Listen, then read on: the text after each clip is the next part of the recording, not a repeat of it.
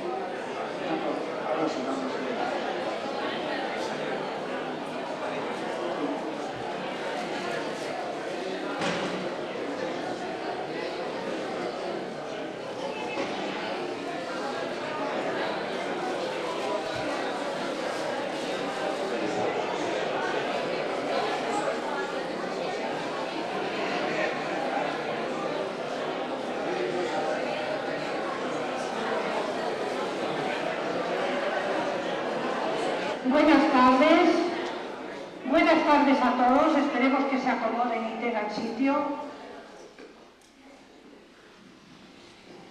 Vamos a presentar el último ciclo, el último acto de este primer ciclo, digámoslo así.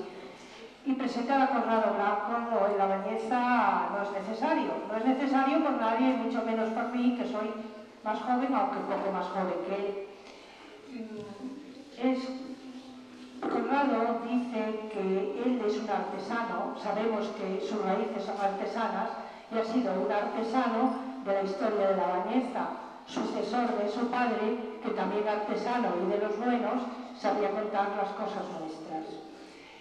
Conrado tiene un libro en la serie de Capiteles para la Historia Bañezana que ha sacado a la luz hechos y personajes muy desconocidos por personas. Ha dado conferencias en casi todas las capitales de España y en todas, sin excepción, ha hablado de temas bañezanos. Es cronista hace aproximadamente 20 años. Personalmente ha tenido suerte, ha sido un hombre que se dedica porque ha podido a lo que le gusta, que no siempre ocurre así. Que es contar nuestras cosas, las de La Bañeza, las de los bañezanos, las pasadas y las presentes. En el acto de hoy es hablar de una persona importantísima en nuestra historia. En ello coincide con todas las personas que de él hablaron antes, como puede ser, entre otros, el general Benavides, don Manuel Fernández Núñez y también don José Marcos de Segovia, entre otros grandes historiadores y grandes personajes que ha dado La Bañeza.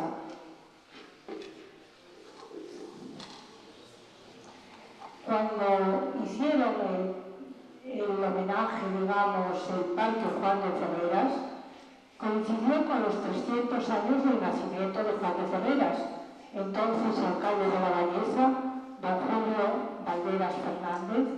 Hicieron un monumento al personaje y allí lo tienen puesto. Este busto fue hecho en La Bañeza y yo creo que habrá que cambiarlo de sitio porque hoy por hoy da pena verlo arrinconado. Pero de todas las cosas de don Juan de Ferreras nos va a hablar Conrado Blanco, que es el que sabe casi todo de los bañezanos. Gracias y hasta ahora. Muchas gracias. No es que sepa todo, sé algo. Ya quisiera saber yo muchas más cosas. Primeramente, quiero empezar agradeciendo a todos ustedes su presencia. Yo he pretendido, o voy a pretender en esta charla, buscar la parte anecdótica con el fin, eso creo yo, de hacerla más amena.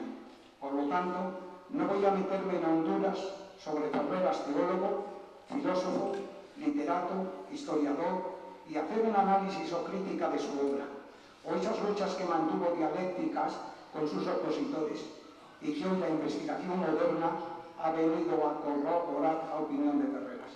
Pero de eso ya se encargarán otras personas más cualificadas que yo. Parece ser que al final hay alguna persona que quiere hacerme alguna pregunta. Yo con mucho gusto la contestaré si es que dentro de esa pregunta la conozco o la no. Y empecemos ya. Ferreras, sin lugar a duda, fue uno de los personajes más importantes del siglo XVIII. Si esto es así, me he preguntado yo muchas veces, ¿por qué es tan poco conocido? ¿Cuáles son las razones para que a este sabio leonés apenas se le haya estudiado? ¿Que tuvo enemigos? Claro que los tuvo, pero ¿quién no los tiene? La envidia, esa maldita envidia, lanzó contra él los ponzoñosos dardos de la calumnia en más de una ocasión, pero él supo defenderse con valentía, esgrimiendo razonamientos convincentes. Él estaba por encima de todos, en cultura, en inteligencia, en humanismo, en fidelidad a sus principios, y como buen leonés, inquebrantable en su fe y en su amor a España. Defendió a los leones con la argumentación más sólida, con la de la verdad, sin mutilaciones ni subterfugios, saliendo siempre airoso.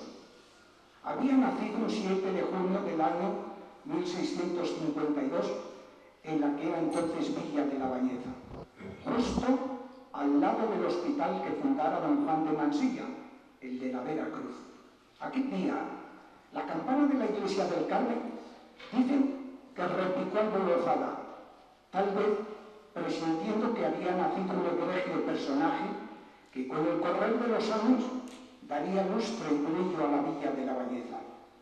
Han pasado unos pocos años y el niño Juan, o Juanito, que de alguna de estas formas se le conocería o le llamarían, desde el balcón de la casa solariega, blasonada con heráldico y complicado escudo, contemplaba en el teso de los frailes la pétrea silueta del convento. Y había en él, como una fuerza imántica, un regusto de asistir a las clases que en el mismo se daban. A los carmelitas del convento del Carmen les sorprende la inteligencia tan despierta de este niño. Sus preguntas, sus conclusiones, son poco comunes en un niño de corta edad. Ferreras tiene un tío llamado Juan de Ferreras, es abad de Diana del Boyo. En los frecuentes viajes que realiza a la Bañeza, le sorprende que su sobrino esté ávido de saber, lee con rapidez pasmosa y asimila lo leído con una facilidad realmente sorprendente. Tenía solamente 9 años, cuando su tío, el abad, le hizo entrar en el colegio que los jesuitas tenían en Monforte de Lemos, y es el mismo Ferreras el que escribe en su autobiografía: en los 3 cursos que estuvo en Monforte, llegó a dominar la lengua latina y tener un gran conocimiento del griego. Luego estudia filosofía en el Colegio de los Dominicos en Trianos, a unos 5 kilómetros de Sagún. Este convento primeramente perteneció a la Orden de San Agustín y ya en la época de Ferreras fue convento de dominicos donde se enseñaba la escolástica, moral y filosofía. Su ansia de saber le lleva a Salamanca, donde llega a ordenarse de presbítero, dedicándose de lleno a la filosofía y a la teología.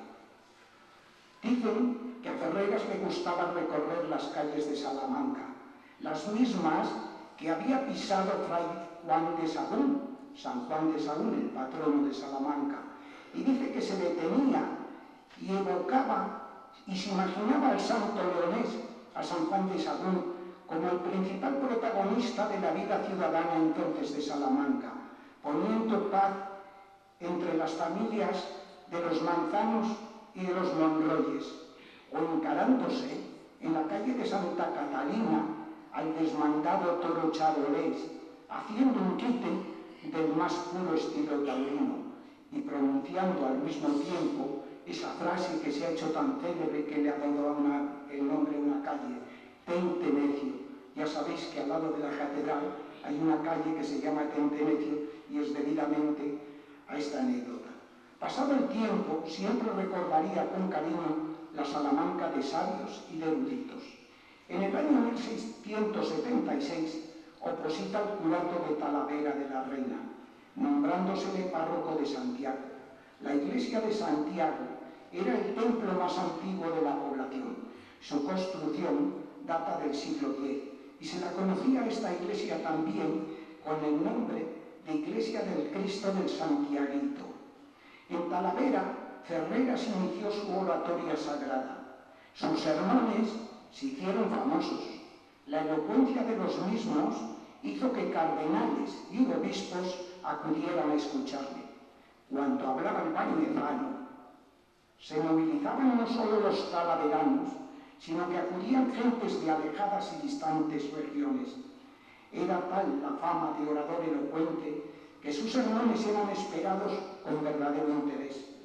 Si bien todos ellos eran de un altísimo contenido pastoral, teológico y espiritual, uno de los que sobrepasó la afluencia de asistencia fue el pronunciado en el año 1678, dedicado a los santos mártires talaveranos Vicente, Sabina y Cristeta, martirizados bajo la persecución de Dacio en Ávila allá por el año 314.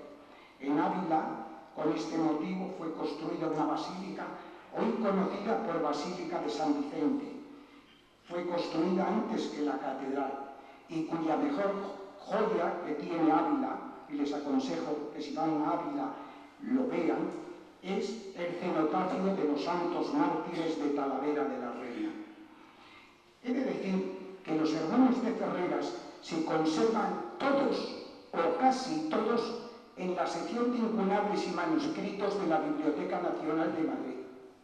Son unos cuantos tomos y muchos de ellos están escritos de su puño y letra.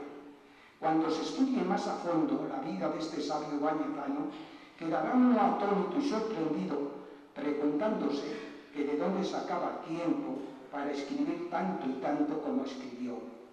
En Talavera de la Reina Ferreras se le admiraba y respetaba, pero el clima húmedo le producía continuas molestias, por lo que tuvo que trasladarse el año 1681 a Álvarez, lugar de la Alcarria, donde recobró su quebrantada salud.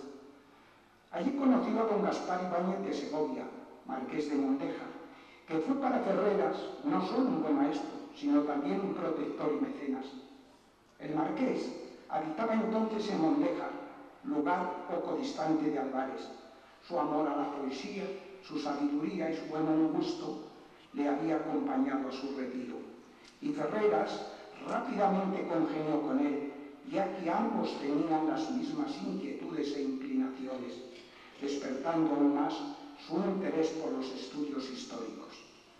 Fue el marqués de Mondeja, puede decirse, el primero que se alzó denodadamente contra las fábulas e invenciones que plagaban la historia de España, pues si bien es cierto que con anterioridad José Pellicer había impugnado alguna de aquellas falsedades, no lo hizo sin sembrar él por su cuenta otras especies no más verdaderas. El marqués, pues, tomó por norma en sus varias obras la rectificación de errores inveterados. Ferreras, modesto y sincero, escribe refiriéndose al citado marqués: me advirtió cómo debía de estudiar la historia, a cuya advertencia estaré siempre agradecido. Pero su gran ilusión era la Universidad de Alcalá de Henares y solicita a la parroquia de Camarma de Esteruelas por la proximidad a esta renombrada universidad. En Alcalá renueva con más ahínco sus estudios de teología y allí publica en el año 1692 el primer tomo de su gran obra teológica, el Tratado de Fide, el primero de los que habían de integrar el grandioso curso teológico que siguió escribiendo durante su larga vida y que concluyó poco antes de morir. Y por fin Madrid, la corte de España, la gran ilusión de su vida, están cerca de los reyes, de los personajes que deciden los destinos de la patria. No es nada extraño que se apresurara a tomar posesión de su nuevo curato, la parroquia de San Pedro Real de Madrid. Había ido de la mano de su gran amigo el cardenal Portocarrero. Refiriéndose Ferreras a la toma de posesión del curato de San Pedro Real, dice: a poco me hizo el cardenal Portocarrero, su confesor, favor que logré hasta su muerte. Luego me hizo examinador sinodal del arzobispado y el nuncio, por la cercanía de San Pedro a la nunciatura, quiso que fuese también examinador del tribunal de la nunciatura. El cardenal Portocarrero era arzobispo de Toledo y fue consejero de Carlos II y algunos años de Felipe V, y en ciertos momentos fue el que gobernó verdaderamente a España en uno de los periodos más difíciles de nuestra historia. Por las manos del cardenal Portocarrero pasaron graves negocios de Estado. Respecto a eso mismo, se dice en la biografía de Ferreras, que encabeza el tomo de la segunda edición de su Historia de España. En estos negocios tuvo parte importante Ferreras, que no solo era admitido en las juntas y consejos privados, sino oído con veneración. Pero como su integridad fue igual a su doctrina, nunca supo convertir en conveniencia propia la dirección y valimiento de un príncipe eclesiástico tan poderoso. En esta biografía se añade: el nuncio de su santidad, como hemos dicho, le nombró examinador y teólogo de su tribunal. Éralo don Francisco de Acuaviva y Aragón, que hacía tanto aprecio a sus dictámenes que le consultaba todos los casos arduos que ocurrieron en el tiempo difícil de su nunciatura, de cuyos servicios noticioso Clemente XI le dirigió algunos breves tan honoríficos que pudieron aliviar esperanzas y ambiciones. Pero Ferreras, siempre agradecido, no aspira a otro premio que el obsequio de traducir al castellano las homilías tan aplaudidas de aquel entonces elocuente papa. Y así es que las tradujo. Ferreras en San Pedro el Real empieza ya a preparar la publicación del primer volumen de su famosa y discutida Historia de España. 4 años ha estado en San Pedro el Real. En 1701 obtiene el curato de la parroquia de San Andrés de Madrid, donde va a estar 34 años. Gracias, Señor, por tan grande honor. Mi dicha es indescriptible. Celebrar justo al lado del sepulcro del santo madrileño me llena de gozo, de felicidad. Tendré que superarme, tendré que ser un cura digno de la parroquia donde reposan los restos de San Isidro Labrador. Las campanas de San Andrés repicaban alborozadas en señal de bienvenida al nuevo párroco. Y en Fuenterrabía, las salvas de los cañones anunciaban la entrada en España de Felipe V, llamado el Animoso, el primer Borbón que llega a España. Todos ustedes saben que Felipe V nació en Versalles en 1683. Era nieto de Luis XIV y fue llamado al trono de España por testamento de Carlos II, siendo el primer soberano, como hemos dicho, de la Casa de Borbón. Pero es que el cardenal Portocarrero en esto fue una base importantísima, y gracias al cardenal Portocarrero, Felipe V fue rey de España. En 1701 se casa con María Luisa Gabriela de Saboya.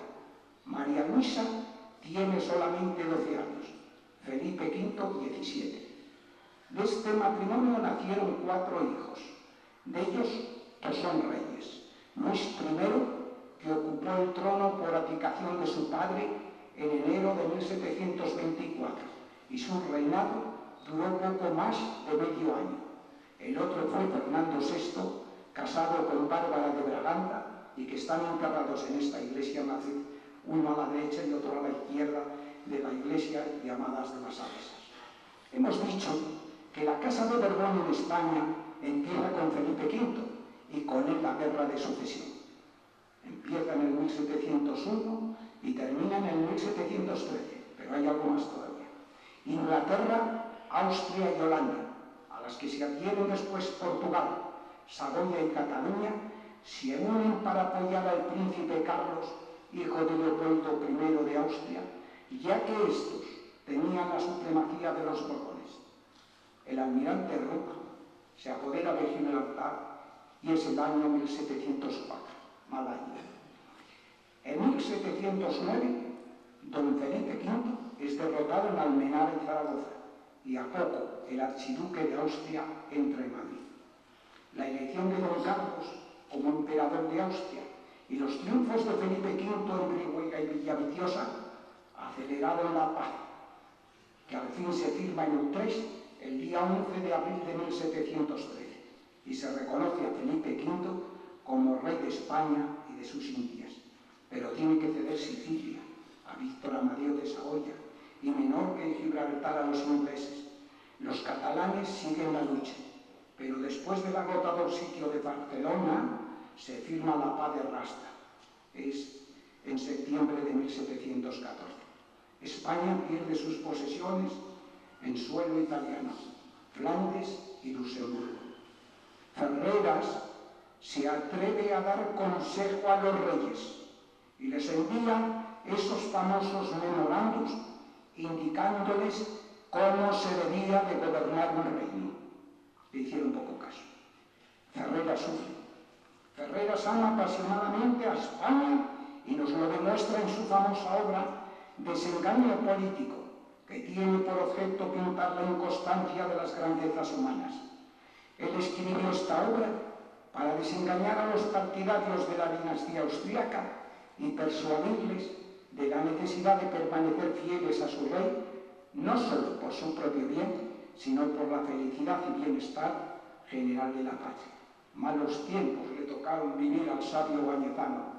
Intrigas dentro y fuera de la corte, luchas internas y externas, guerras y guerras y guerras. Hace unos momentos decía que en el año 1714 se había firmado la paz de Rasda, después del agotador sitio de Barcelona. Y esto me ha traído a la memoria un hecho relacionado con esta guerra. Se lo voy a relatar porque creo que les va a interesar. Es un suceso acaecido a un capitán Bañezano, amigo de Ferreras. Ferreras tiene un hermano llamado Francisco. En esta época era también capitán y amigo del capitán Bañezano que les voy a relatar. Veamos.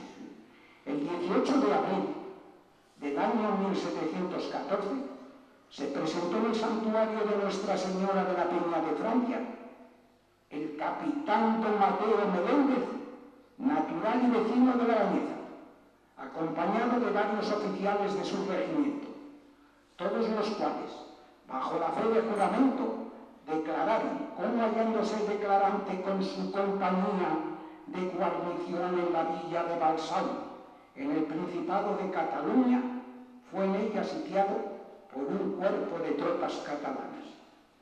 Avanzándose estos hacia la villa, salió con su gente a rechazarlos, y fue tan vivo el fuego del enemigo que de toda su compañía no quedó un solo soldado vivo.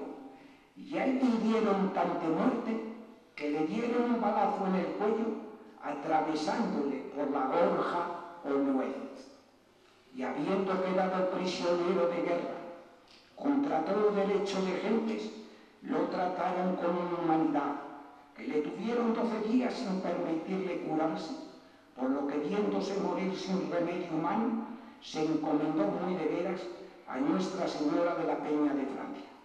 Y fue Dios servido de oírle, por la intercesión de su Madre María Santísima, venerada en esta milagrosa imagen, pues curó milagrosa y repentinamente, recobrando no solo la vida, sino también gozando de una perfecta salud. Firmaron con el capitán bañezano Mateo Melena los oficiales don José Osorio, don Juan Bautista López, don Francisco Rojano y fray Martín Velázquez, que era vicario de invierno. Trajo don Miguel Pintado Muriendo todo el caso referido, que dejó pendiente de un manchón de la iglesia donde se hallaba en el año 1780, cuando el padre Vasco Parra escribió la historia del santuario de Nuestra Señora de la Peña de Francia. ¿Verdad que es bonito? Pues bien, este lienzo, que era un esboto, cuando la guerra de la independencia en la Peña de Francia hubo un destacamento de soldados franceses y como tantas y otras, no solo esbotos, sino otras reliquias desaparecieron. Otro de los grandes amigos de Ferreras fue don Manuel Fernández Pacheco, marqués de Villena, duque de Escalona, grande de España, caballero del Toisón de Oro. Después de haber luchado en los ejércitos españoles y desempeñar varios virreinatos, entre ellos el de Nápoles, regresó a la patria y se dedicó al estudio que desde joven le había atraído.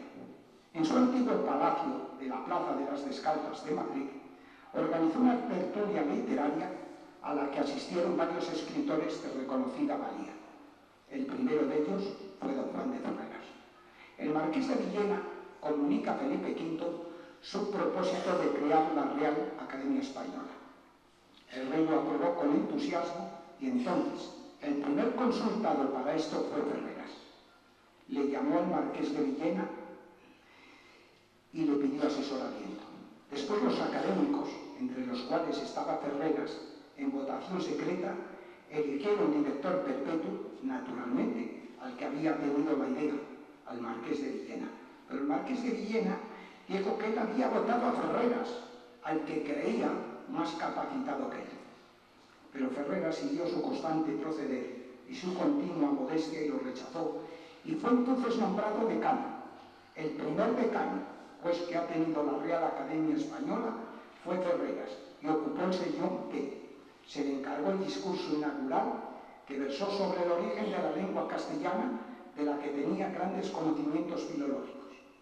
Una de las prácticas más antiguas de la Real Academia Española, y que data de la sesión celebrada el domingo 28 de octubre del año 1714, a propuesta del marqués de Villena, que propuso se comenzasen las juntas con la antífona Veni Sancti Spiritus y la oración Actione Nostras Quaesimus Domine, etcétera, etcétera, y se acabasen con la de Agibus Tibi Gratias, y que siempre que hubiese en la academia eclesiásticos la diga el más antiguo. Y habiendo comenzado este día don Juan de Ferreras, le contestaron en pie los académicos. Estamos pues descubriendo la gran personalidad de este bañezano, como decía al principio, un tanto olvidado y apenas conocido. Y sigo haciéndome la misma pregunta. ¿Por qué? Sobre Ferreras se podía estar hablando horas y horas. Su obra es tan voluminosa, su vida tan rica en matices, ingente por él la labor desarrollada, que en este breve espacio de tiempo trataré de relatar algunos de los aspectos que yo considero de más palpitante interés o de más arraigo bañezano. En el testamento de Juan de Ferreras pide se le entierre lo más cerca posible del sepulcro de San Isidro Labrador. Esta cláusula consta que se cumplió. Hay escritos que así lo manifiestan. En el margen dice, hízose, cumplióse, son palabras que figuran en casi todos estos escritos. Hagamos un poco de historia del sepulcro de San Isidro para ceñirnos a lo de Juan de Ferreras. Dicen las crónicas que el cuerpo del siervo de Dios fue sepultado en el cementerio de la iglesia de San Andrés, donde estuvo por espacio de 40 años, expuesto a las inclemencias del tiempo, especialmente de las lluvias que confluían en la sepultura como en un pozo. Y es en el año 1613 cuando le dieron nueva y decente sepultura. El traslado de San Isidro se hizo con toda solemnidad. Sacado de la fosa, dicen las crónicas, lo encontraron íntegro e incorrupto, envuelto en un suavísimo olor distinto de todos los demás olores. Sobre este traslado se encuentran incontables milagros. Voy a citar uno nada más. Se dice que las campanas y órganos de todas las iglesias de Madrid estuvieron sonando sin intervención humana todo el tiempo que duró la procesión del traslado. La idea de construir una suntuosa capilla en la parroquia de San Andrés, donde poder celebrar con el mayor esplendor los actos litúrgicos en honor de San Isidro, nació a partir de su canonización solemne. Y es el 17 de abril del año 1669 cuando se comunica al pueblo de Madrid que la obra estaba terminada, y el 15 de mayo sería trasladado hasta ella el cuerpo del santo madrileño. Ya hemos dicho que el deseo de Ferreras de ser enterrado al lado del sepulcro de San Isidro se cumplió. Pues bien, 34 años después del fallecimiento de Ferreras, que es el 4 de febrero de 1769, se traslada el cuerpo de San Isidro. Carlos III, en virtud de decreto que dio para efecto de mover y trasladar el cuerpo del glorioso San Isidro Labrador desde su real capilla, sita en la parroquia de San Andrés, a la iglesia llamada Colegio Imperial o Real Colegiata de San Isidro, como se la sigue llamando actualmente,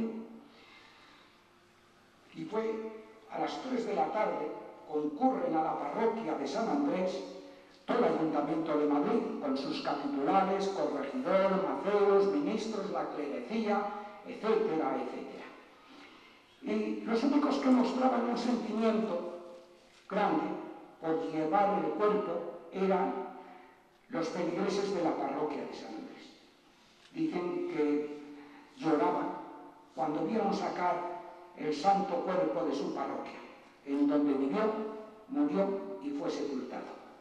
Se inicia una procesión y a la puerta del consistorio o ayuntamiento esperaban parte de los capitulares con las reliquias de Santa María de la Cabeza, digna esposa del santo labrador. Prosiguió dicha procesión por la calle de la Platería, Plaza Mayor, calle de Toledo, hasta la iglesia que hemos dicho del Colegio Imperial. Si bien es cierto que se cumplió el deseo de Juan de Ferreras de ser enterrado al lado de San Isidro, hoy los restos de este santo reposan en la Real Colegiata. Los de Juan de Ferreras siguen en San Andrés. Pero al ser incendiada esta iglesia durante la Guerra Civil y permanecer durante muchos años montones de escombros cubriendo la capilla, fue muy difícil localizar el lugar exacto.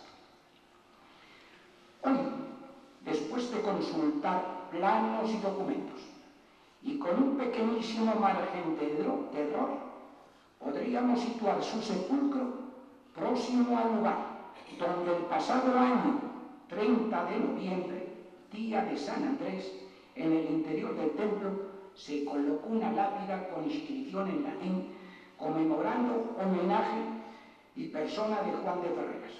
Y es que en este mismo lugar, según tradición popular, hubo una lápida con la siguiente inscripción: el doctor Juan de Ferreras, el doctor Juan Ferreras, teólogo, examinador de la Nunciatura, calificador del Supremo y General Consejo de la Inquisición, bibliotecario mayor de la librería de Su Majestad, fundador y real académico más antiguo de la española de la lengua, Madrid, 1735.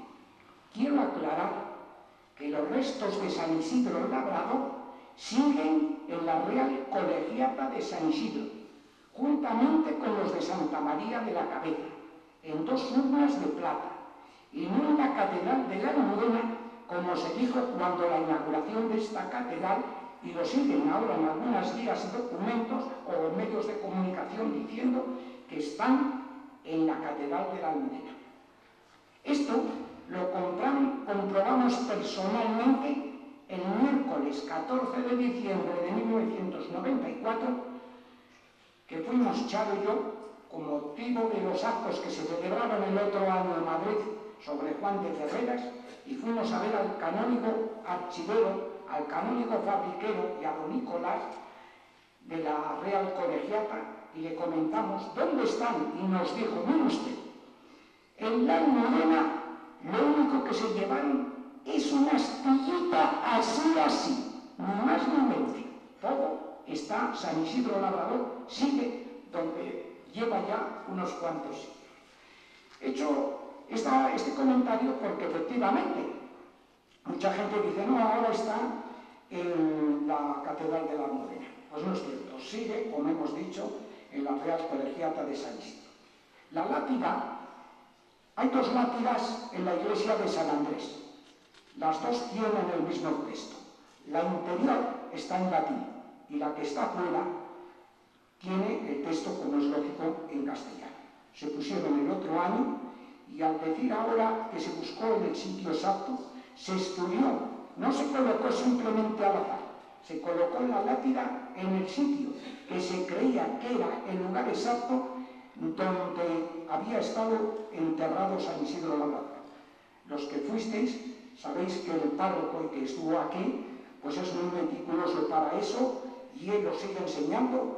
Dice: debajo de esta lápida está enterrado el insigne y egregio bañezano, etcétera, etcétera. Bueno, pues la lápida de fuera dice: al egregio bañezano Juan Ferreras García, párroco de San Andrés, 1701-1735, eminente historiador, esclarecido teólogo, filósofo y científico, inspirado literato y poeta, cofundador de la Real Academia Española y de la Librería Real. También fue fundador de la Librería o Biblioteca Nacional. Los ayuntamientos de La Bañeza y de Madrid, 30 de noviembre de 1994. Sobre el testamento de Juan de Ferreras es muy curioso, pero es que no hay tiempo, o sea, yo creo que voy a tener que ir más deprisa. Pero vamos a comentar algunos aspectos del testamento. Don Juan de Ferreras deja, por la intención de su alma, que le digan 1500 misas rezadas, las cuales serán pagadas de sus bienes y propiedades, y a su vez se le dirá un novenario en la iglesia de San Andrés con misas cantadas y responsos. Vemos también, o sea, hay muchas mandas aquí, pero no las vamos a ver todas, pero una de ellas, y hace un momento por alguien que no me acuerdo quién, sí, con Severino hablábamos algo de esto, que deja a la excelentísima señora doña Josefa Pacheco y Moscoso, duquesa de Medina Sidonia, le dejan un cuadro de Nuestra Señora del Niño de Jesús, otro de San Juan y San José y una imagen de San Pedro de Alcántara. A doña María Teresa, condesa de las Torres, una reliquia de San Carlos Borromeo. A don Nicolás de Ávila, un cuadro de San Juan Bautista, así como una pequeña caja de plata para el rapé, aquel polvillo para estornudar, etcétera, etcétera. Es que se haría muy largo si leemos todas las mandas, pero por ejemplo voy alguna. Don Juan de Ferreras tiene dos hermanas que son monjas profesas en Santa Clara de Astorga. Una es Manuela y otra es Ana Ferreras. Y don Juan de Ferreras pues tiene propiedades, él declara en el testamento que él es natural de la villa de La Bañeza, donde tiene casas en la calle del Reloj, en la calle de la Madera y en la calle de los Carneros, que es la actual calle hoy del General Aranda, las cuales fueron de sus padres y por diversas causas accidentales, familiares, pasan a ser de su legítima propiedad. Tiene una sobrina que es también monja profesa en Villoria, en el monasterio de Villoria. Y voy a ir un poco más deprisa.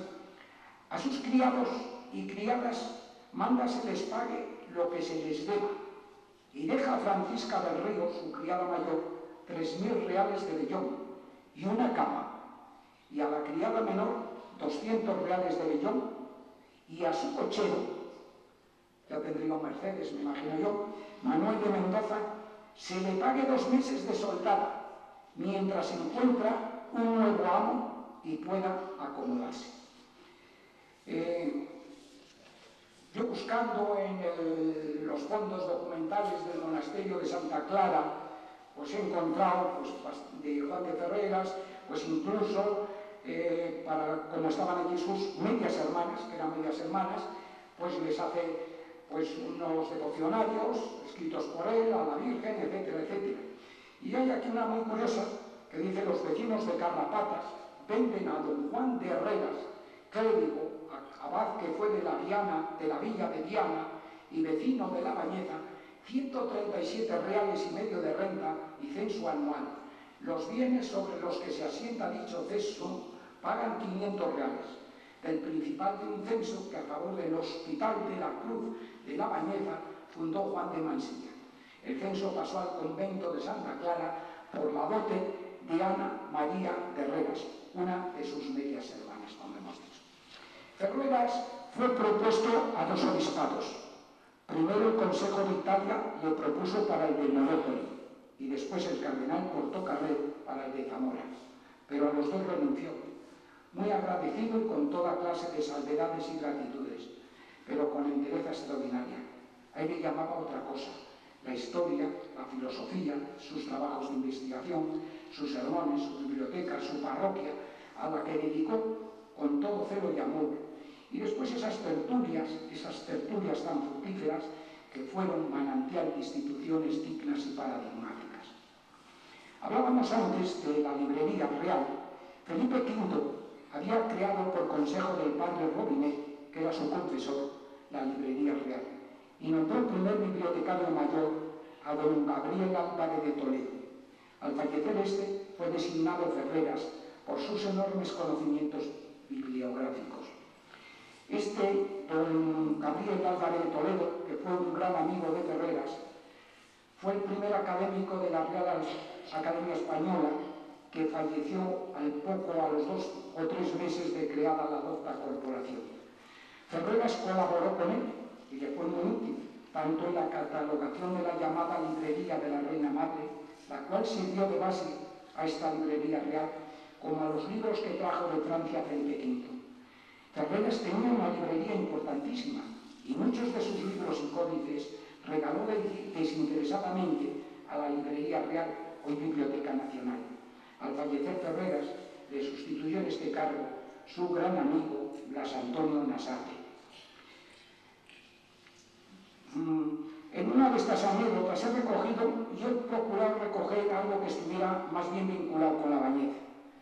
Vivía por esta época en Madrid uno de los mejores representantes de la plástica barroca madrileña, formado en Asturias, según sus biógrafos. En Madrid era conocido por Juan Rom, siendo su nombre completo Juan Alonso Villabrille y Rom. Es el autor de la famosa cabeza de San Pablo. Para la iglesia de San Andrés hizo una imagen de San Isidro Labrador y el muy venerado crucifijo de las Injurias. Estas imágenes, como dijimos antes, esta iglesia fue incendiada durante la guerra con todo archivo y se perdió. ¿Por qué citó este escultor? Dirán ustedes, bueno, ya a cuento por qué viene aquí Juan Alonso Villabrille. Pues vamos a ver. Porque Juan Alonso Villabrille, más conocido por Juan Rom, fue el maestro de Luis Salvador Carmona. Maestro, como sabéis todos, un gran escultor, Luis Salvador Carmona, que es nuestro imaginero del Nazareno. ¿Estaba vinculado Juan Rom al linaje de los Villabrilles Vallezanos? Por supuesto. Aquí hay una familia numerosa. Por ejemplo, uno de ellos, en el año 1885, uno de estos Villabrille, Fausto López Villabrille, nacido en La Bañeza, era uno de los 24 correspondientes de la Real Academia Española. O sea que La Bañeza ha tenido en la Real Academia a Juan de Ferreras y a Fausto López Villabrille. Y por supuesto había nacido en La Bañeza. Pero como no los conocen, pues estuvo Villabrille. Bueno, pues Villabrille será, pues nacieron en La Bañeza. Y además, como sus otros tres hermanos, que son Deogracias, Alfredo y Arturo, escritores y famosos poetas y periodistas y por supuesto bañezanos, todos ellos. Deogracias López Villabrille es el primero que funda un periódico en León, independiente, allá por los años de 1830 y tantos. Las esculturas de San Isidro y Santa María de la Cabeza, que están en el Puente de Toledo en Madrid, fueron proyectadas por Juan Rom y dirigidas por Luis Salvador Cormona, con participación del equipo de oficiales del taller. Y Juan Alonso Villabrille Rom mantuvo una buena amistad con Ferreras. Además es lógico, si en aquella época el párroco le encarga unas imágenes para San Andrés, pues se conocería. Y aparte de eso, casi son, aunque este Juan Rom dice que es asturiano, esta familia que es oriunda de Asturias, los Villabrilles, varias generaciones nacen en La Bañeza y viven en La Bañeza. Voy a ir pasando porque, si no, después si quieren hacer alguna pregunta y luego, pero ya, si quieren, terminaremos, porque hay aquí todavía bastantes.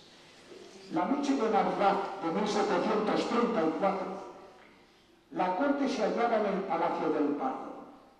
En el antiguo Alcázar se declaró un horrible fuego sin que pudiera nadie averiguar la causa. Y debido al intenso viento, hizo que rápidamente quedara consumido el edificio. En poco tiempo desaparecieron cuadros, esculturas, tapices, lámparas, etcétera, etcétera. Y los techos y paredes se vinieron abajo. Y con ellos, mudos testigos de intrigas palaciegas, de conversaciones, de amores secretos, desapareció una página de la historia de España. A unos cientos de metros, desde una ventana de una habitación de la rectoral de San Andrés, un cura contemplaba con lágrimas en los ojos cómo ese alcázar, desde el cual un día se gobernó medio mundo, quedaba reducido a un montón de cenizas. La vida de este cura, de este gran hombre, de este sabio bañezano, también estaba tocando a su fin. Unos meses más tarde, fallecía en Madrid, con el recuerdo puesto en esa subilla del viejo reino de León llamada La Bañeza, donde él, de niño, correteó por sus calles, la de la Parra, la de la Salina, la de Carneros, la de la Madera, y asistiría a las procesiones de la Veracruz, de cuya cofradía su padre era mayordomo. Y se alejaría, como tantos niños, a contemplar la iglesia de San Pedro Perís, envuelta en misterios y leyendas. Muchas lenguas separaban el lugar de su nacencia de ese Madrid que él vivió intensamente, y a ritmo vertiginoso desfilarían por su mente tantos y tantos personajes que conoció a lo largo de su vida. Pero había dos que permanecían con toda nitidez y cariño en su corazón y en su alma.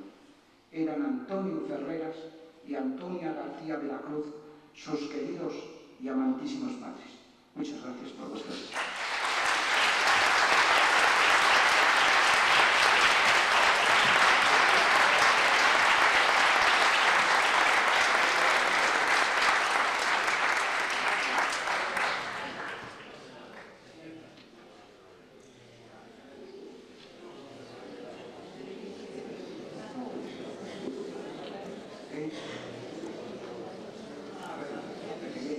Sí, rogamos que seas breve. Sí, no sé si eso que me pregunte de los Villabrilles o tal.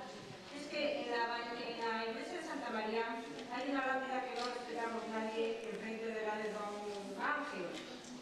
Y está escrito en castellano antiguo. Entonces, yo sé que está donada a una huérfana.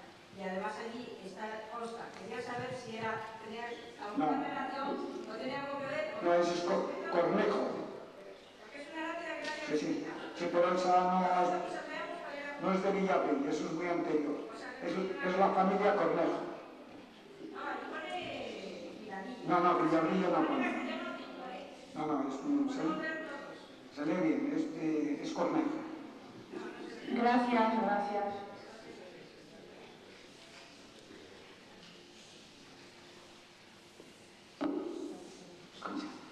Doña Concha. Doña Concha.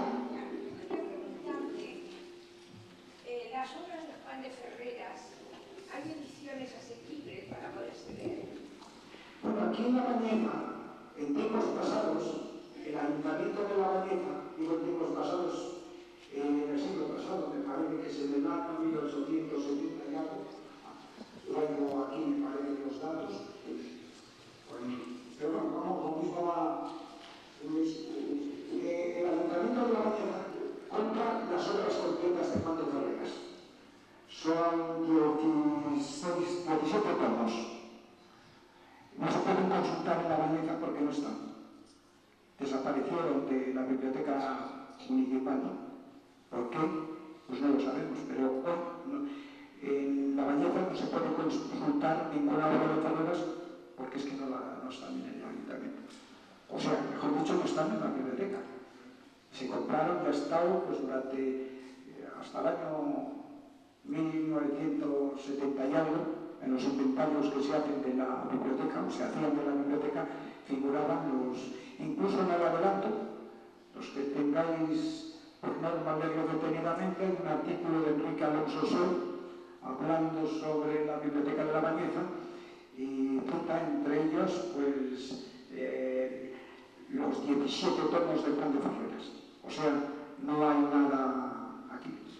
Creo que lo tenéis en León, en la biblioteca de Rota y en la provincial, ¿no? No lo sé. Pero bueno, que están editadas, ¿no? Sí, están editadas. Pero eso es fácil, hacer una copia para que vengan aquí, ¿no? Sí. Aunque sean fotocopias. Sí, se podría hacer. Eso es cuestión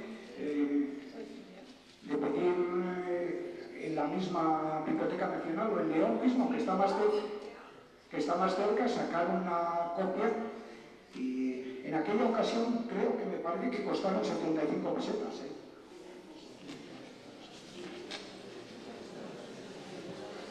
Sí, aquí vamos a ver. Ya puestos el 15 de marzo de 1872, el Ayuntamiento de La Bañeza acordó por unanimidad se colocara el retrato y biografía del eminente historiador y académico doctor don Juan de Ferreras, hijo de esta villa, única y admirable gloria que hasta la fecha registra la misma en su historia.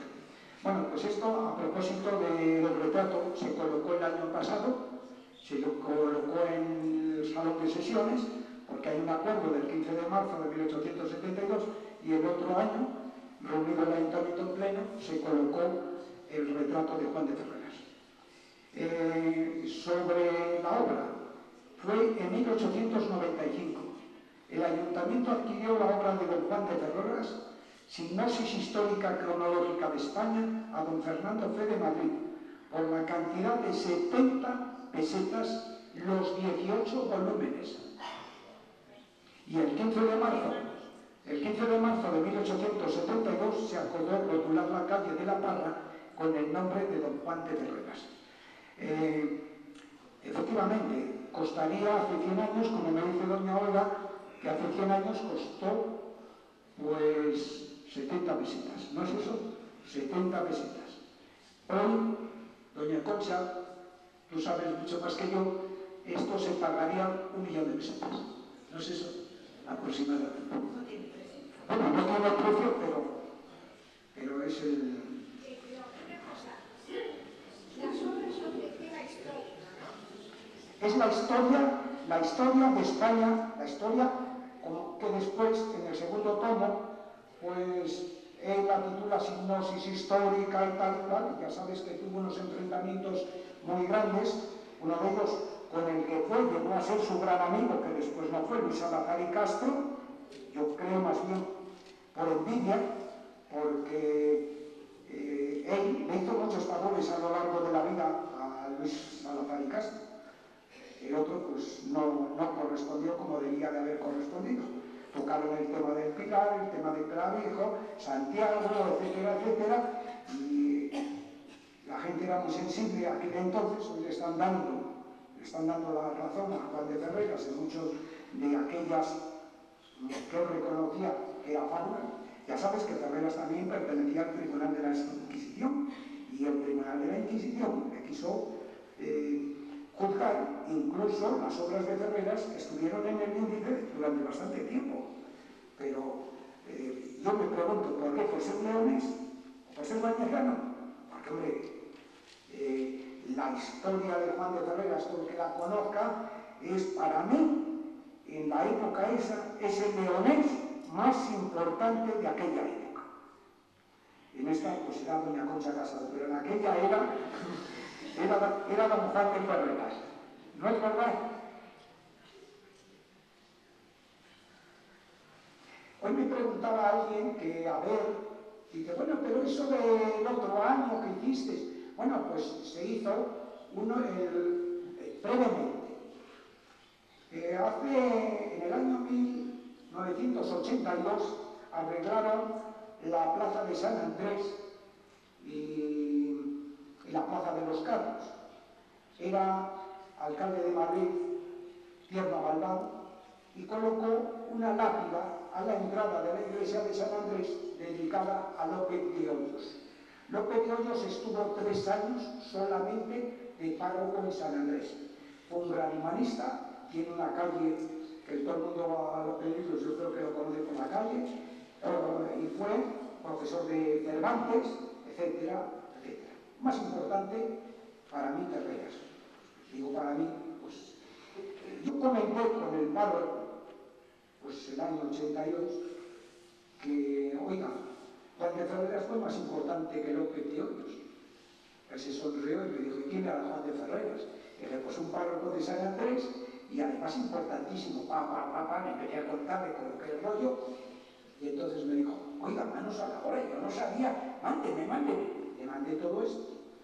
Fueron pasando unas veces por una cosa, otras por otra, y hace 2 años, 3 o eso, empezamos a tratar de hacer un homenaje por todo lo alto de Madrid, que creo que resultó muy lúcido. Se pusieron estas 2 lápidas, que digo, una interior y otra exterior, y si voy a seros sincero, yo siempre que voy a Madrid, raro es el día, o cada 2 días que no voy a la parroquia, por una razón. Tienes que soy chauvinista, pero no, nada de eso. Me produce una satisfacción muy grande cuando llega un grupo de turistas, o no de turistas, que están visitando los monumentos de Madrid y sacan fotografías a la lápida de Juan de Ferreras. La última de las veces que estuvimos, pues había 2 azafatas con uniforme municipal con el escudo de Madrid y unas 15 o 18 señoras, pues que estaban escuchando las explicaciones que les estaban dando de López de Hoyos y de Juan de Ferreras. La que explicaba lo de Juan de Ferreras no hacía nada más que leer la lápida y explicarles un poco que había sido fundado eso. No se me soltaron las lágrimas, pero que me emocioné, sí, porque había ya un grupo. Después nos dijo don Lorenzo, dijo, son las mujeres, o las esposas, mejor dicho, dijo, son las esposas de los embajadores acreditados en Madrid hispanoamericanos, que están haciendo un recorrido monumental. Bueno, pues eso da un poco de prestigio, da un poco de nombre a la Bañeza también, y como estos que hablaba antes de los Villabrelle, que los tenemos un tanto olvidados y que saben más a lo mejor pues carnocelada de ellos que a lo mejor aquí nosotros, por las razones que sean, yo sigo insistiendo cuando tantas veces se ha dicho que la Bañeza, que apenas tenemos historia, que tenemos no tanta o más que otras ciudades, pero que tenemos, si en 1000 años de historia se ha generado mucha, tenemos, pues, hace poco encontraba, en el año 1618, me parece, que es un mártir bañezano, que yo nunca lo había oído, no lo había visto, lo he visto en un libro parroquial, que dice, fue martirizado en el Japón en el año tantos de tantos y de tantos eso. Estoy investigando, aquí a don Arturo iba a ver los libros parroquiales de él, pero ahí no, parece que no tiene esas fechas. Bueno, pues tenemos un mártir vallecano, infinidad. Pues ahí he comentado, y a lo mejor nos salimos un poco de este tema, pero conviene también que se sepa. Por ejemplo, Juan de Herrera y Sosaga, capitán coronel de los tercios del duque de Feria, pues es un personaje importantísimo en la época aquella. Muere en Poiriño, cerca de Milán, y deja toda su fortuna a la iglesia de Santa María de la Plaza y al convento del Carmen. Creo que poca gente hace esas donaciones, etcétera, etcétera. Tenemos los Hidalgos de Cisneros, que esa familia se forma aquí en La Bañeza en el 1620. Son capitanes generales, etcétera. Y así, otros muchos escritores, etcétera. Y ahora, de hace unos años a esta parte, iba a decir, pues cuántos más florecen. ¿Algo más? Allá lo dejo, a ver. En primer lugar, quisiera felicitar a Conrado por su labor de reconstrucción de la vida de un vallecano singular y también por la labor de muchos años que quizás es más desconocida, pero que la gente que nos movemos en el ámbito de la historia la conocemos, la apreciamos y la tenemos en la valía que hay que tener, aunque quizá a nivel local, por desgracia, todavía no tiene, digamos, ese reconocimiento que espero que algún día tenga y gracias, porque eso que se merece. Aparte de eso, creo poner que la historia de la Bañeza es rica, y es tan rica como puede ser pues la de cualquier otra villa, la de Benavente, la de, por supuesto, la de Palacios, la de Astorga, cualquier otra, incluso no la de León, que fue capital del reino, pero como la de cualquier otra villa, incluso a la altura de Medina del Campo o de cualquier otra ciudad mercantil y comercial. No hay que olvidar que, por ejemplo, la familia Mansilla, que se encuentra entre los máximos comerciantes de la Castilla moderna, del 16-17, que Juan de Cerdán, efectivamente, es uno de los personajes más destacados de nuestra historia, no solamente leonesa, sino nacional. Desgraciadamente, a veces ese prestigio nos lo dan los de fuera y no lo tenemos tan propiedad. Estoy totalmente de acuerdo con Conrado. Yo intentaría lanzar una sugerencia desde aquí, y es que se ha hecho una cosa muy buena, a mi entender, y es iniciar este ciclo de conferencias e intentar un poco rescatar nuestra memoria histórica. Me gustaría, como historiadora, que esto no se dejara caer, que no se dejara morir. Y por supuesto que nuestra historia, pues desde los orígenes romanos de Quintana del Marco a la fundación de San Pedro Félix por el conde Gatón, repolador de Astorga, por todavía es algo significativo, que bajara hasta nuestra comarca, la presencia de mozárabes, conseguir la serie con los bazán y demás, hasta llegar a nuestros días es algo singular. Es una sugerencia que hago desde aquí, desde mi condición de historiadora, y gracias a Conrado. Estoy de acuerdo contigo, te aplaudo y te felicito. Y una de las cosas que has apuntado, y tienes mucha razón, que no debemos de cansarnos y debemos de seguir pues investigando, escribiendo, uniéndonos todos para sacar adelante toda esa historia. Y apuntaba aquí, porque me ha venido a la memoria, tú bien sabes, según te has explicado, aquí en La Bañeza estuvo el archivo del adelantamiento del Reino de León, en la que hoy es Capilla de Jesús. Bueno, imagínate si en el año 1700 y algo, que es cuando el archivero del adelantamiento se queja de que la techumbre está en ruinas y se va a hundir, y en aquella ocasión el regimiento o el corregimiento de la villa dice, hombre, esto no hay que dejarlo así, hay que arreglarlo, y se desentendieron. Hoy hubiéramos tenido aquí en La Bañeza un archivo, si no tan importante como el de Simancas, casi. ¿Vale? Que asiente si tiene razón. Pues ahora, en todo esto que surja, yo tengo una idea de hace mucho tiempo, y ahora la lanzo a todos los que están aquí y a algunas autoridades, si pueden, es recoger, que todavía hay mucho, y hacer el archivo histórico bañezano, de las tierras bañezanas. Tenemos, pero documentado, como es debido, nada de que viene mañana doña Concha o otras aquí y quiere estudiar a fondo, pues lo poco que haya, pues tenerlo a disposición y traer A mí me ocurrió un caso, y perdonad, ya terminamos porque si no se va alargando, tengo las 10 menos 20. A mí me ocurrió el siguiente caso. Yo en mis años mozos, como se suele decir, no es que fuera muy vago, pero no me tomaba las cosas con mucha responsabilidad. Más tarde, pues madrugaba y trabajaba más de la cuenta en estas cosas. Como decía mi madre, esto lo tenías que haber hecho antes. Bueno, pobre mujer. Pero a lo que voy. Resulta que a las 9 estaba yo en la Biblioteca Nacional o en el Archivo Histórico Nacional, o etcétera, etcétera, que en Madrid hay muchas cosas a la mañana. Doña Pilar de León Tello, tú si eres historiadora la conocerás, doña Pilar de Pilar fue muchos años directora de archivos y bibliotecas.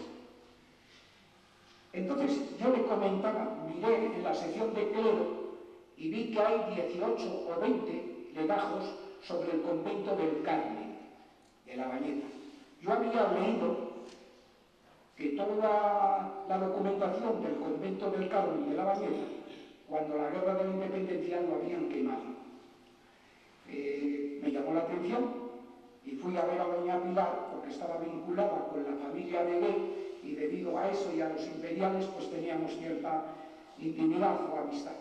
Y le dije, doña Pilar, yo he leído que La Bañeza se quemó todo eso. Dijo, bueno, es que mira, si estos señores hace 25 o 30 años que vinieron, pues no se habían sacado pues todavía todos estos legajos porque hay que estudiarlos y hay que ordenarlos como tantos y tantos y tantos que hay por ahí. Bueno, pues eso puede pasar aquí en La Bañeza, que tenemos todavía bastantes legajos de la historia de ayer y lo de hoy que es historia, porque no demos vuelta que hasta hoy estamos haciendo continuamente la historia y hay que preocuparse. Y yo, pues desde ahora lanzaría el reto a las autoridades, y digo autoridades con mayúscula todas, de que a ver ese archivo, aquí hay buenas salas, doña Concha nos podría echar una mano, en ella, por ejemplo, para mí muchos de los datos, me parece que en una ocasión le comenté yo a ella que más de uno los he sacado yo de tus libros, por ejemplo, del de Carrizo, cuando aquí os lo voy a descubrir, se habla mucho de San Pedro Pelís, y yo no he encontrado ningún santo que se llame San Pedro Pelís. ¿Alguno de vosotros sabe quién era San Pedro Pelís? A ver. Eso, bueno, por mi tesis doctoral y por mis investigaciones en la Universidad de León, mira, puedo decir que San Pedro Pelís es lo siguiente. En la repoblación del siglo IX y el siglo X, en la época de Alfonso III, el rey de León, llamado el Magno, se suele tener la costumbre de repoblar con gente o bien de origen cordobés, es decir, con árabes en sentido amplio, o bien con gente de origen berciano. La Bañeza quizás es una zona privilegiada, y me digo privilegiada por lo siguiente, porque recoge afluentes poblacionales del sur, mozárabes, tenemos el mismo topónimo Bañeza, Beni Eiza, Beni Isa, es decir, los descendientes del Isa, que es un nombre de origen árabe, que quiere decir simplemente Jesús, es un nombre cristiano Jesús, arabizado. Tenemos Beniamores, que es otro pago cercano a La Bañeza, hoy despoblado, desaparecido, pero que parece en el tercero de las presentaciones, hecho por orden de Juan Alfonso Alburquerque en el siglo XIV. Tenemos infinidad de topónimos con nombres, el propio Amores Sitis, que funda el Mondoza, mejor dicho, el monasterio San Salvador de La Bañeza y su esposa Sendina, dos nombres de origen mozárabe, cientos y cientos. Y esto enlaza con el segundo afluente poblacional al que hacía alusión, el aporte poblacional berciano. ¿Por qué? Cuando el conde Gatón, pariente cercano de Alfonso III de León, conde del Bierzo, conde de Astorga, más tarde, recibe el orden en el 853 de repoblar todas las tierras al sur de la nación de Astorga, recibe el orden de hacerlo con gente de determinados lugares del Bierzo, entre ellos de Pereje. Pereje, en el siglo IX y siglo X, yo lo tengo documentado, bueno, yo y gente que nos dedicamos en la Universidad de hacerlo, lo tenemos documentado como Perix, de Perix. Viene gente a Bañeza y se asientan en la zona de San Pedro de Pelís. ¿Por qué se llama después San Pedro de Pelís? En la documentación, lo sabes bien, de la acción parroquial de La Bañeza, en los saqueos del siglo XVI, que son uno de los más antiguos que tenemos en la provincia, que es un gran desconocido y es un honor, sinceramente, tener en La Bañeza la acción parroquial que tenemos y que se ha mantenido gracias a los párrocos en una gran medida. En este apeo que comentaba mitad del siglo XVI viene Pérez con sus dos, San Pedro con sus dos parroquias de Pérez y de Quintanilla. El pago de Quintanilla aparece documentado en el siglo XIX. Sí, pero yo lo que te preguntaba, Sí, yo lo de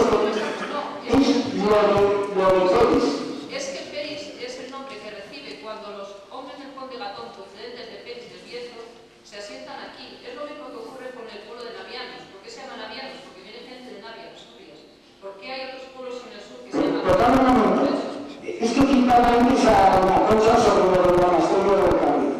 Y en una de las donaciones que hay, apelos también, pues se habla de un escudero que se llama Pedro Pérez. Pero es una, vamos a ver, la transcripción que hizo doña Rosa Casado, que si no recuerdo mal, la transcripción que hace la abadesa Cabeza de Vaca, que no es Pimentel, en 1600, no recuerdo exactamente la fecha, 17, Pérez, por variedades fonéticas muy habituales, tanto en el léxico medieval, algo medieval, fenomedieval, bajo medieval, incluso moderno, hasta el siglo XVII, Pérez aparece como vamos a ver, Pérez, me lo he encontrado yo, Pérez, me lo he encontrado también, y cientos otras de variedades. Y Pérez, sin más, es una variedad de Pérez. No quiere decir que sea Pérez de nuestro Pérez. Y San Pedro es simplemente cómo se llama a las parroquias de Pérez. Igual que, por ejemplo, en la documentación medieval que he consultado aparece la Bañeza como Santa María y San Salvador de Banieiza. El pueblo se llama Banieiza. Pero las dos parroquias tienen el nombre de Santa María y San Salvador. No quiere decir que sean dos, quiere decir que es una sola con doble advocación. Caso habitualísimo. Y sin irnos más lejos, por ejemplo, tenemos el de Eslonza o Monasterio de Sagún, que es Santos, Facundo y Primitivo. No quiere decir dos parroquias, quiere decir una sola. Y el caso de Pérez son dos barrios con una sola parroquia. No, quiero decirte que tú podrías darnos una conferencia sobre este tema. Quedas invitada para dar una conferencia.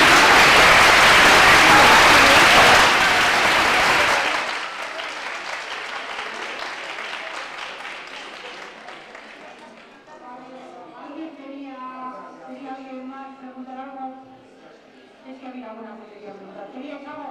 Sí, usted, adelante.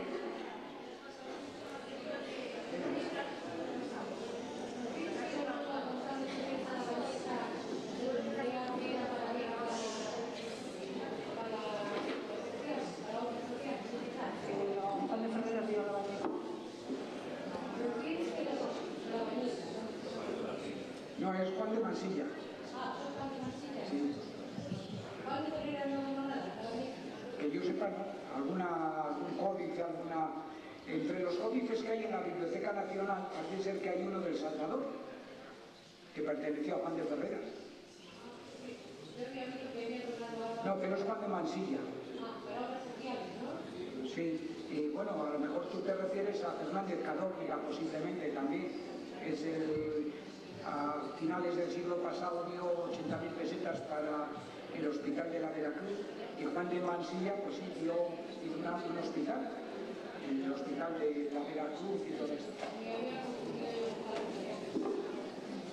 Bueno, queremos deciros que gracias a todos los de este acto, a algunos que han venido a otros, gracias por la acogida que habéis tenido a este primer ciclo, y deciros que después de esta numerosísima presencia nos animáis a que sigamos trabajando, y os prometemos que desde la Concejalía de Cultura se está trabajando ya para hacer un nuevo ciclo que será pues antes de terminar el año. Así que a todos muy agradecidos desde el Ayuntamiento de la Bañeza, porque para todos los ciudadanos ha sido. Gracias.